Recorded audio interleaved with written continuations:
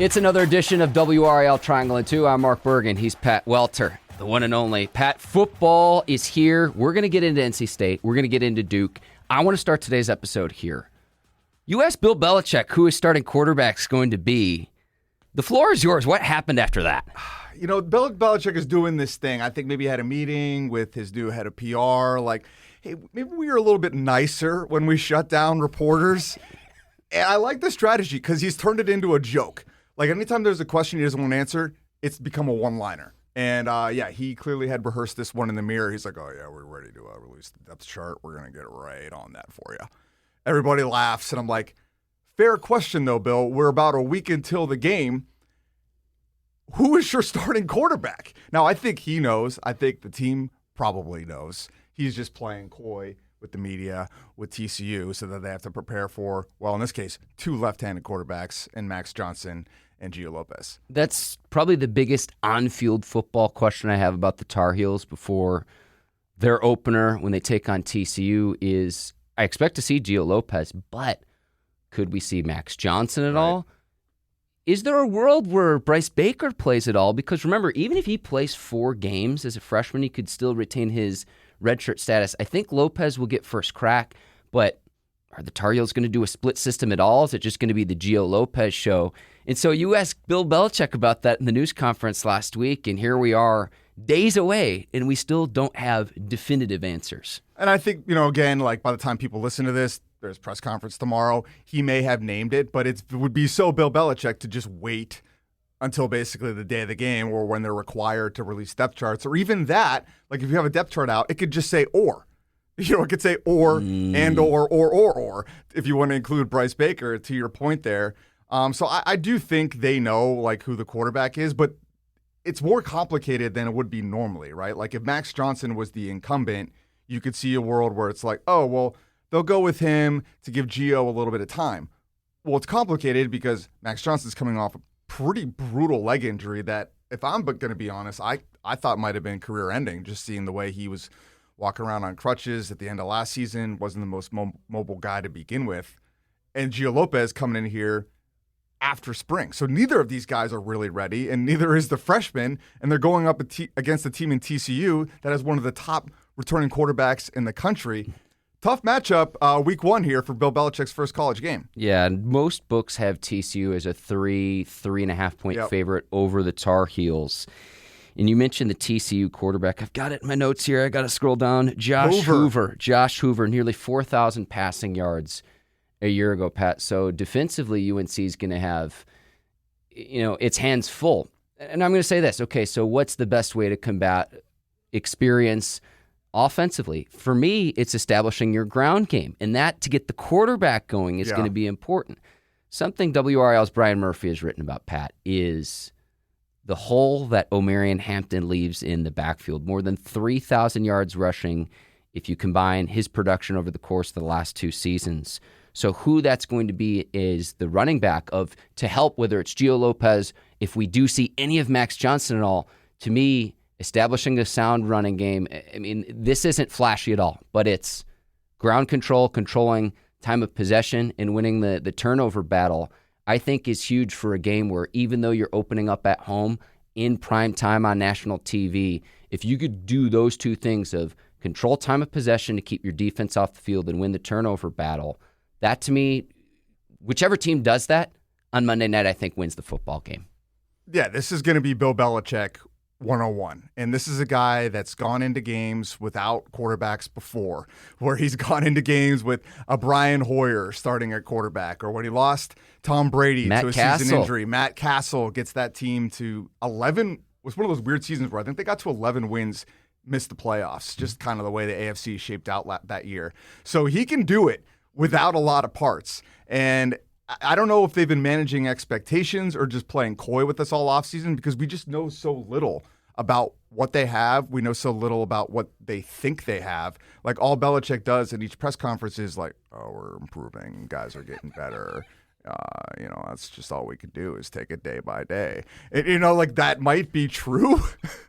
But, like, I just want to know. Like, I was talking to, like, you think about the Jordon Hudson story, right? Like, okay. She was at practice last week. I got a shot of her. And, like, should that be a story?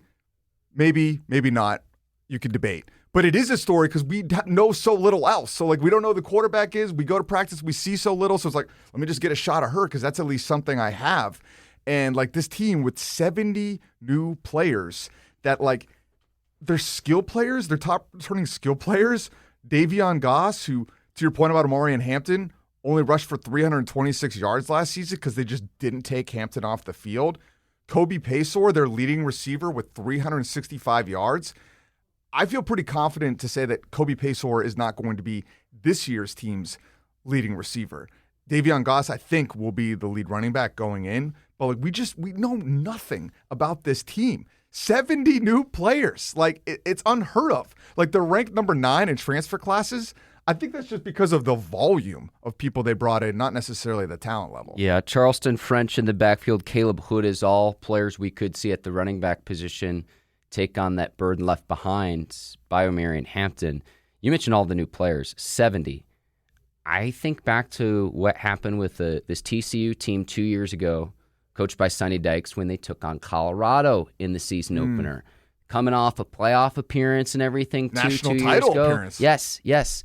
And Colorado upset them. So I think this time around, TCU is going to be prepared on Monday night because they've undergone a similar circumstance where there's not a lot of tape. We don't really know what to expect with UNC. And so I fully expect this TCU team to come prepared Monday night. And I think there's a reason why not only they're favored, but man, the odds makers, they always win in Vegas. They are just screaming for action in this game because, again, the big X factor of what we don't know, Bill Belichick, perhaps the greatest coach of all time, how he performs in his collegiate coaching debut.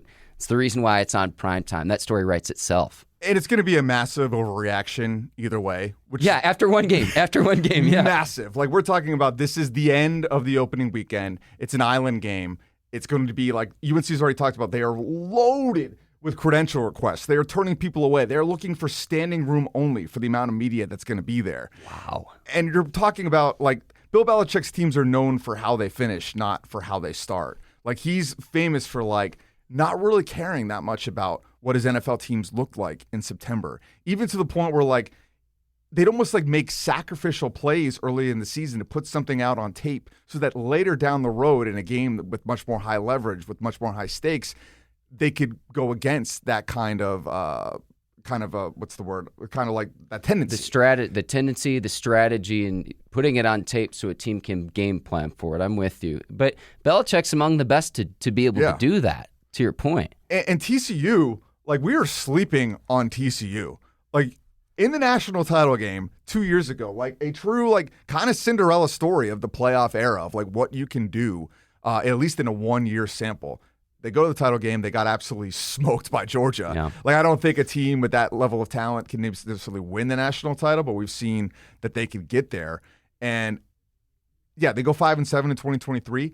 TCU was 9-4 last year, 6-1 down the stretch, and they bring back a 3-year starter at quarterback. Like, this team is going to be good. Yeah. And I'm just ready and kind of putting that take out there now that, like, I think UNC is very likely to lose this game. I think there's a chance that they could lose potentially badly. And I'm not going to necessarily judge the team for week 1. I'm with you with the overreaction of the 1 game sample size. In the NFL, they always say the overreaction Monday. After that first week where it's like, oh, this team's bound for a conference championship, this team's in the gutter. Every team either starts 1-0, 0-1. And so you mentioned that. You mentioned, Pat, the Jordon Hudson part of this too. I'm curious where she's at on the field. Right. I'm curious about how much of the broadcast, if any, focuses on her, whether she's on the sidelines, in a box, what type of storyline that creates on Monday night too.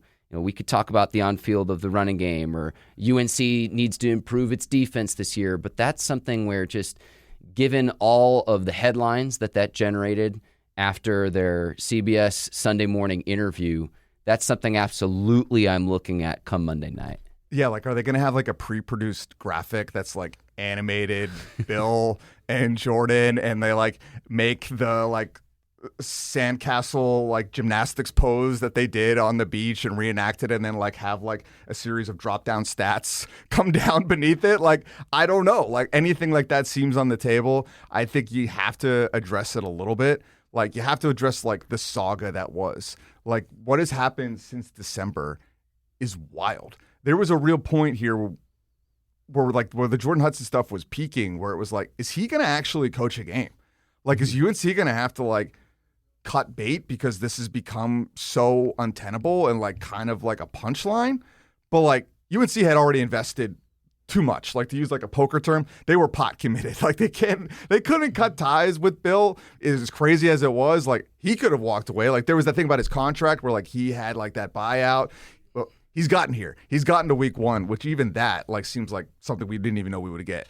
To clarify for listeners and viewers what Pat's talking about in terms of the contract, as soon as we got to June 1, that's what it was, Belichick's buyout went from $10 million to $1 million. So at that point, it's like he could hit, I mean, at any point he could say, hey, this just isn't for me, and decide to walk away. He'd owe $1 million to be able to do that. But as soon as you hit that June 1 threshold, it's just like, to be able to get a coach like Bill Belichick, UNC has to make that deal. If you want to bring him in for him to be your head coach, we're to week 1. He's here. He'll be here for at least one game, Pat. I mentioned the defense. I expect that to be improved. Anything else when it comes to UNC TCU before we move on to NC State and ECU Military Bowl rematch? I'm interested in the quarterback. I'm interested in the defense. I'm interested to see the personality of the team. I think it's going to look a lot different than Mac Brown. I don't think it's going to be flashy.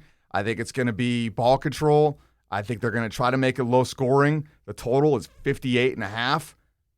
I'd be looking at that under. I'd probably also be looking at laying TCU as well. But I think, I said there's a blowout's on the table, but I think knowing how Bill Belichick coaches, they're going to try to keep this one as close and as ugly as they can. Yeah, and I still don't fully know what to expect because we know the style of how he coaches in the NFL, but in college, who knows? Okay, so that's Monday night. Thursday, we've got 2 games, and we'll start with NC State hosting ECU Military Bowl rematch. Dave Doeren going into year 13 as head coach of the Wolfpack. CJ Bailey entering his sophomore year as well. And Pat, I wanted to start here because we talked a lot about what to expect for this game. I couldn't find anything substantiated about this, but I noticed that the line moved 3 points yesterday. So we're recording this on Tuesday.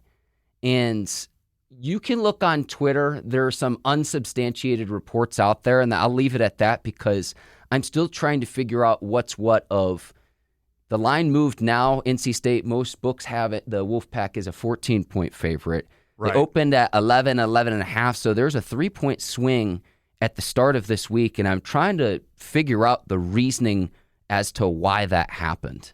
I think it could be a couple things. Like, I know Dave Doeren announced today that there's going to be a couple guys out for the first half from the ejections from the Military Bowl.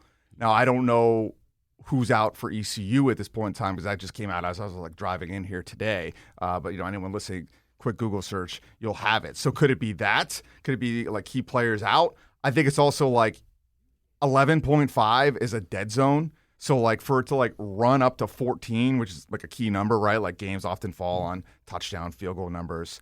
So like if there was some movement, it doesn't take much to kind of just steam it all the way up there, and then it like halts at 14, and then like the betting pros out there probably like bet it back a little bit. They see the value on ECU at 14, and like unless there's like massive significant injuries on the ECU side, I mean this seems like a value to me with ECU because they won the last game in the series a couple years ago in Greenville. They should have won. They lost because they missed the game-winning field goal, 21-20. And then, the last 2 matchups decided by 5 points or less. The series all time is 19-14. It's funny, like this rivalry reminds me of like the opposite coin of UNC and NC State. It's like in that rivalry, UNC tries to pretend that they're too good or they're above NC State. And then NC State always has the underdog edge and the mental edge. Well, in this series, at least recently, ECU's the one that feels like they're disrespected. NC State feels like they're maybe a little bit above this, and the results have played out on the field where ECU is come to play. Yeah, Yannick Smith, who's a receiver for ECU, is one of the players involved in that brawl in the Military Bowl. Tamarcus Cooley's gone from NC State. He has since transferred. But ECU's got some pretty good receivers, Pat. In Yannick Smith, they've got Anthony Smith, and then Jaquez Petaway as well. From Oklahoma. Yes, the Oklahoma transfer. So NC State defensively is going to have its hands full. Blake Harrell, ECU's head coach, first full year to where he's the permanent coach. He was the interim, appointed as the interim about midway through last season. They finished, 5-1 down the stretch.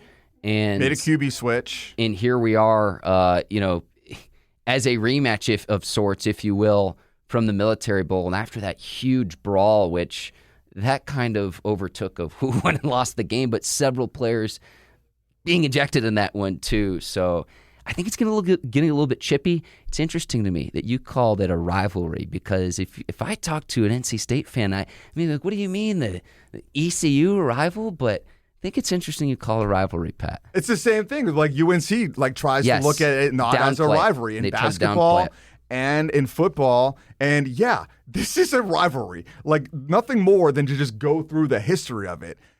They had to suspend the series mark because ECU fans tore down the goalposts at Carter Finley, and Jim Valvano had to step in and be like, we're not playing this anymore. It's not safe. It was so unsafe that they had to resume it on a neutral field in Charlotte almost a decade later. People care about this game so much that there was a bill in the state almost trying to require the two teams to play each other. If that's not a rivalry, I don't know what is. I love the history. I love the history of this, of bringing back not just what happened a season ago, but what's gone down over the course of years between these two programs. Like I said, I do expect it to get a little bit chippy. I'd be surprised if there were any ejections again or anything like that. Yeah. But I mean, I remember like one of my takes from this last year, and probably two of my most explosive takes that people hated last year, were that Duke's basketball season was a failure. I stand by that. And that the ECU NC State brawl, I used the word, was beautiful.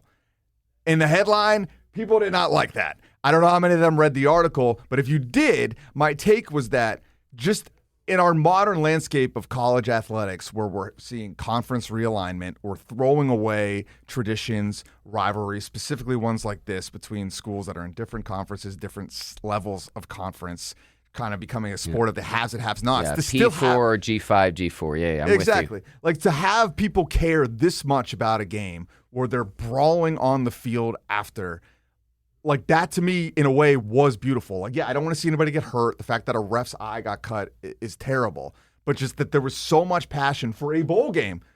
Again, a tradition that's going by the wayside.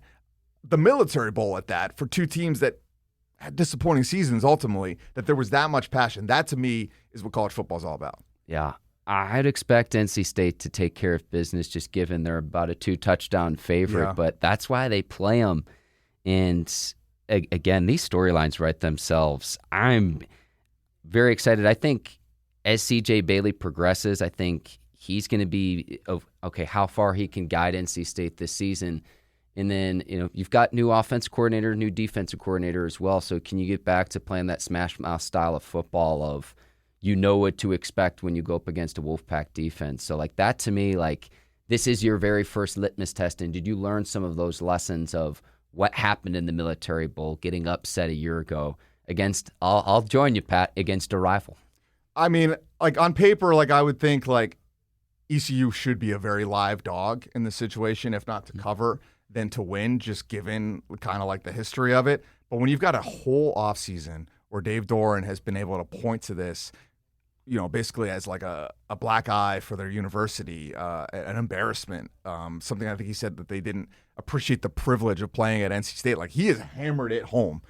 And Dave Doran is really good at hammering home points with his team, showing by the way that they've showed out in rivalry games against UNC, the way they've showed up against Clemson in different accounts the last few seasons. Like, he's good at getting his teams up for big games, and they might have overlooked ECU in the Military Bowl. they sure as heck aren't going to overlook ECU now. So to your point, I think that ECU could certainly cover, but I do think that NC State should win. And if they don't, like I said, I'm not going to overreact to UNC game 1. This is an entirely different situation. 13th year for Dave Doran, returning quarterback, and CJ Bailey. Your best skill players on offense are all back. For the most part. For the most part. Other than Concepcion, but I'm with you. Other than KC Concepcion. Justin Jolie, Noah Rogers, the receivers, some good transfers, Smothers. Like, they have no excuse. So if they don't look good, like, yeah, it's early in the season, but like that would raise a red flag to me. Let's go to Duke Elon. Duke, a 33.5-point favorite. Woo. And I cannot wait. Mensa Mania is here in Durham. One of the most heralded transfers at quarterback.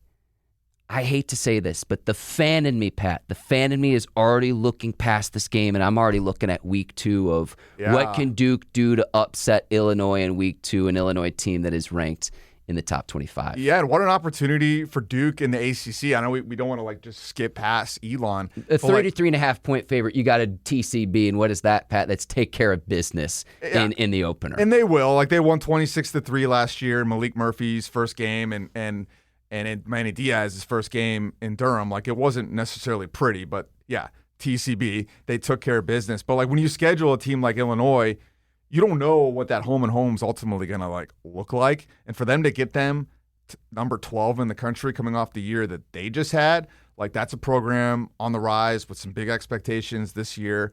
And Duke is like a team that could be, you beat Illinois week 2, they might be in the top 25. Like, I think they're already knocking on the door coming off a 9-4 season. They're certainly on my radar. I think they're on everybody in the Triangle's radar. Nationally, I don't think they are, but they should be. And I think they will. Like, I'm hyped for Duke this year. I think they can and most likely will be the best team in the Triangle. Does that mean they're going to generate like a ton of attention and fan interest locally? Still an uphill battle, but like, Manny Diaz is building something here, and whether he wants to leave for another program or if he actually wants to stay and keep this thing going is an interesting big picture topic to me. But I really like this team. I think they have some of the best players in the conference. Chandler Rivers, Mensa, Wesley Williams, and they've kind of restocked the offensive skill players as well. So I really like Duke.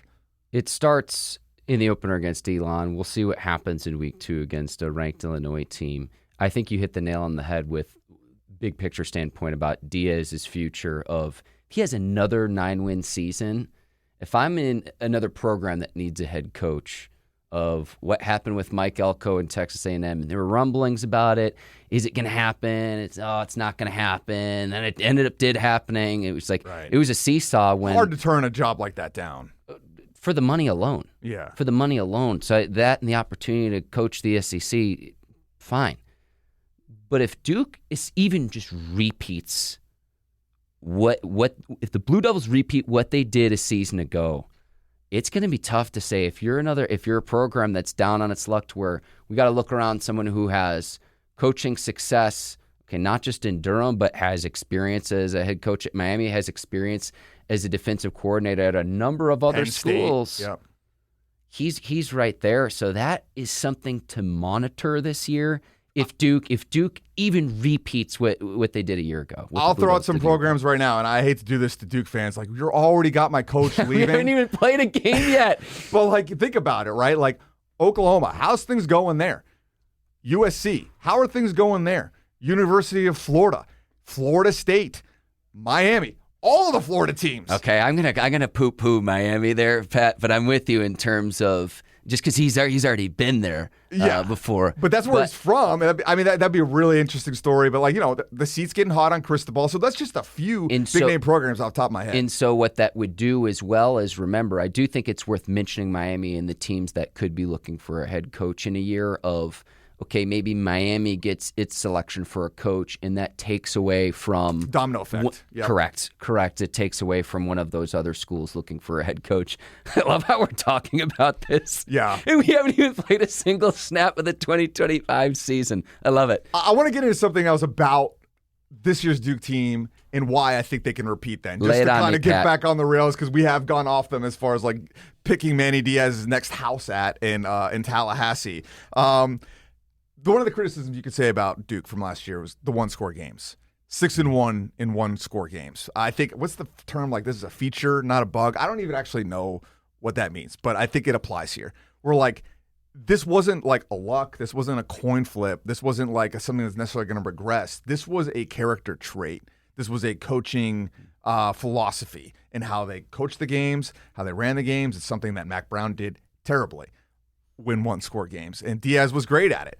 And some of it's like, he was like, is it luck when our running back against UConn stops at the 1-yard line to allow us to then run out the clock, which is analytically the correct decision? That was a situation we coached up ahead of time. Is that luck or is that coaching? It's a perfect example. And I think a lot of it speaks, and that's just one example, but I think on the whole, just the way they run their offense, the way they don't turn the ball over, it just lends itself to them performing well in one-score games, and I think it's going to continue. And when I look at a win total of 6.5 for them on the season, their schedule is tough. They got to play a ranked Illinois team. They got to play Clemson. They got to play UNC. But, I'm taking the over there all day. I'm with you with the over. Let me go glass half empty. Okay. In terms of the one-score games. I wonder, when do you regress back to the mean of 6-1, if that's how you're coached, if that's your 3.2 yards per carry. If I just look at the stats as a team, if you want to continue to win those one-score games, that rushing total needs to that rushing total needs to improve. So I think you could get that. Jaquez Moro should finally be healthy in the backfield, Pat. But if I could go glass half empty for what you're saying, sure, that's the argument that I'd make. Oh, sure. And it's not a slam dunk argument for sure. And I guess like ultimately that's where the math guys will be like, see, like they're probably going to go like 4-3 in one-score games. It's like, okay, fine, you win. But like, I guess like some more question marks I had would probably be like the skill players. Like I love the defense. When you bring back Chandler Rivers, when you bring back Wesley Williams, like they've got dudes on that side of the ball. But offensively, Jordan Moore, gone. Quarterback turned receiver that became an absolute stud for them. NFL player, too. Yeah, great guy, smart guy. It was awesome to cover. Star Thomas, their big transfer running back who stepped in for Jaquez Moore last season, he's gone. So Cooper Barkate, like that's the name to watch. Harvard receiver, like that's who I'm hearing a ton of buzz of out of camp. They also have an Oklahoma transfer at receiver. So I just don't know. I just don't know how well those guys are going to gel with the new quarterback as well. Like, Mensa couldn't be getting much more hype for a Duke quarterback, but like he has like one good season on his belt here at Tulane. Like he's stepping up in competition here in a big way. So like to pencil him in as a Heisman candidate seems like a little bit cart before the horse. I think he can't throw the ball to himself, Pat. Yeah. Is for as much money he is getting. Again, 2 years, a reported $8 million as well. So there's a lot of attention on him at the quarterback position because this was one of the most coveted transfers in all of college football. Yeah, and if he has the year that he's hoping to have, then they're hoping he has, like he could be on the move again. I know there's a quote-unquote contract that you just mentioned, but like he seems like a guy that could be like at Alabama in a year. But, Diaz talks about this a lot this offseason. Like it's not as much about bringing in players as it is about retaining them. And I've made this point each time we've done a podcast, like they thought that they could do better at quarterback potentially than Malik Murphy, and they look at this as an upgrade. So I'm really excited to see what that looks like. And you talk about the yards per carry, getting a more mobile quarterback in like Mensa, I think could help the run game on the whole. Not just him running the ball, but just like the threat of him running it could open up other holes for other backs. That starts against Elon, and again, I'm curious if any of the players are saying we're not worried about Elon. We're already looking ahead to Illinois as well. So. Not to shortchange Elon, but when you're a 5-touchdown favorite nearly, I'd expect you to again TCB, and that's take care of business when it comes to the Duke Blue Devils. Anything else, Pat, that you want to bring up with regards to Duke or any of the triangle teams we've discussed here today? Yeah, I mean, I think they're a bet-on team early in the season. Like they're just not a team that like resonates nationally. Even ESPN projects them to finish 6th in the ACC. I mentioned the win total, like. I just think this team's going to be good, and people aren't watching them. Like, they're going to be on a Thursday night versus Elon. like, yeah, it's great to be playing on Thursday. People still aren't really necessarily going to be watching that game. It's going to take a while for, like, Duke to permeate the consciousness. Going up against knowing that NC State has a game that same night as well. It also here in the Triangle, so NC State will be in Raleigh, Duke will be in Durham. Tough going up against a team where there's more people. There's more people in. Yeah, it is Raleigh. what it is. Like they're growing. Duke knows that they need to invest in football, and they have. And like if Manny Diaz has the season that we think that he could have, like they're gonna do their darndest to keep him. Like because they know and basketball isn't enough anymore. In the conference realignment landscape, like football brings in the revenue, and like you can't just be a basketball school. Follow the money. Before we get out of here, Pat, any other games opening week that you're looking at? Because we have an absolutely loaded week 1 of college football. Yeah, and I would tell the people out there, tread lightly. It's a long weekend. For any of the people out there just that want to watch all weekend, that want to eat all weekend, that want to imbibe in some beverages of choice, that want to gamble, pace yourself on all of the above. Because I've had some weekends like this, and there's some select weekends throughout the year, Mark.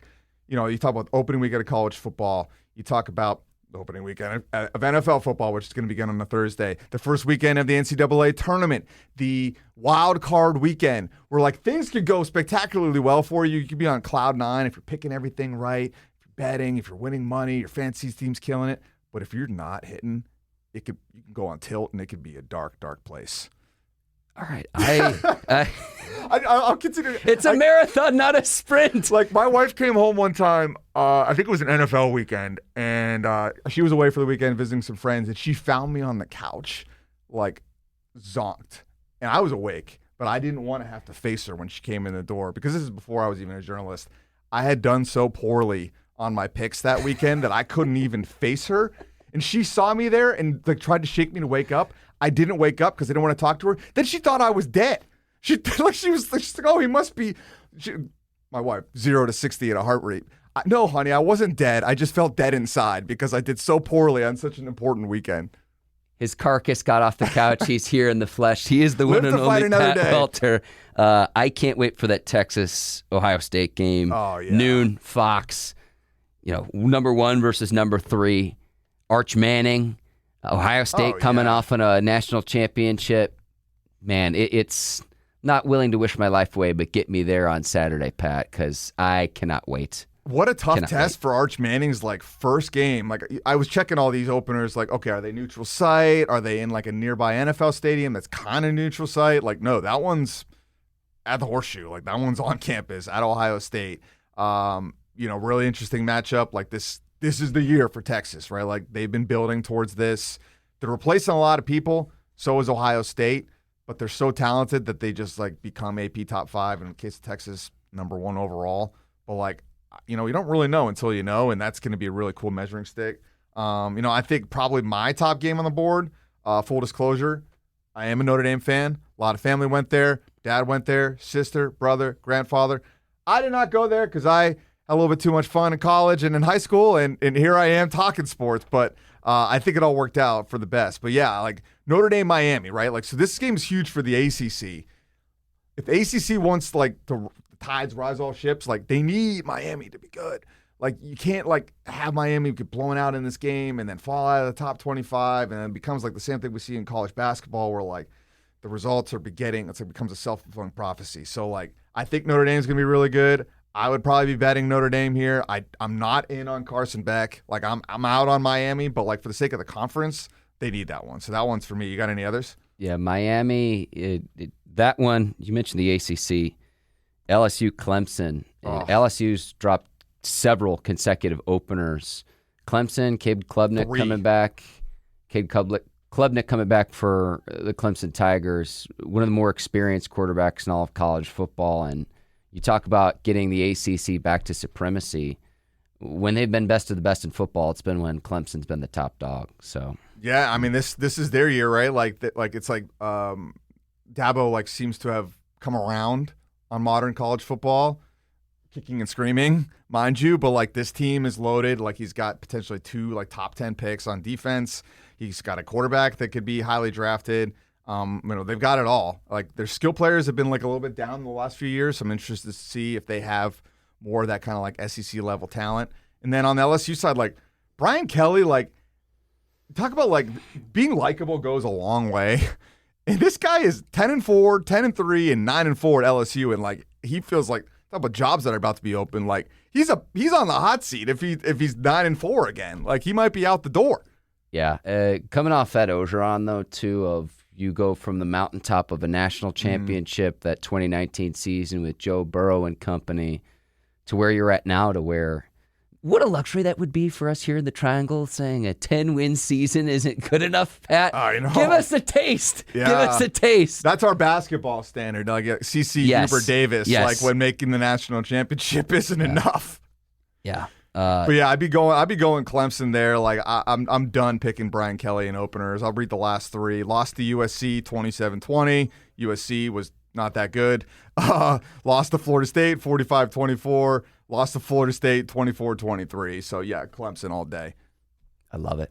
I love it. He's Pat Welter. I'm Mark Bergin. If you haven't already on YouTube, do us a favor. Hit the like and subscribe button here on the WRAL YouTube channel. Pat, thank you so much for your time and looking forward to your coverage all college football season long. Hydrate and pace yourself, people. It's a long season. Marathon, not a sprint. Thanks for watching. Thanks for listening. Take care, everybody.